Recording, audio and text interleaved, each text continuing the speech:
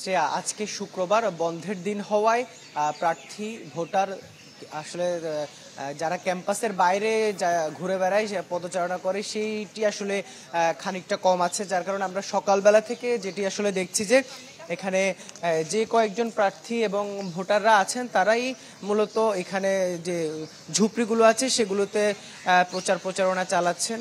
প্রার্থীরা লিফলেট হাতে তাদের কাছে যাচ্ছেন, তাদের যে শুক্রবার বন্ধের দিন সেটিকে আসলে তারা কাজে লাগাচ্ছেন।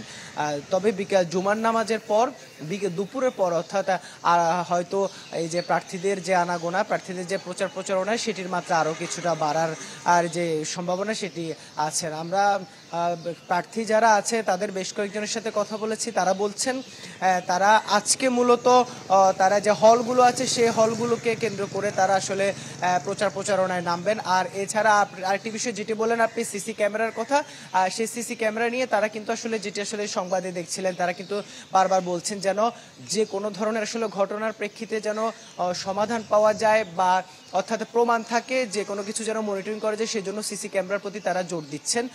প্রশাসন যেন প্রত্যেকটি জায়গায় যেন আসলে সিসি ক্যামেরার আওতায় নিয়ে আসেন। আর এছাড়া যে কোনো ধরনের আসলে ফল জালিয়াতি বলেন কিংবা কারো এক পক্ষের পাল্টা অভিযোগ সবকিছু কিন্তু আসলে সিসি ক্যামেরা যদি না থাকে সেক্ষেত্রে কিন্তু আসলে মনিটরিংয়ের সমস্যা হবে, এমনটি আর প্রার্থীরা আশঙ্কা করছেন। যার কারণে সিসি ক্যামেরা ছাড়াও আরও যে সামগ্রিকভাবে বিশ্ববিদ্যালয় প্রশাসনের কাছে বেশ কিছু আসলে দাবি প্রার্থীরাও জানাচ্ছেন, ভোটাররাও কিন্তু আসলে নানান কিছু, যার কারণে নির্বাচন কমিশন কিন্তু কিছুদিন পরে আসলে প্রার্থীদের সাথে বসছেন, মত বিনিময় করছেন।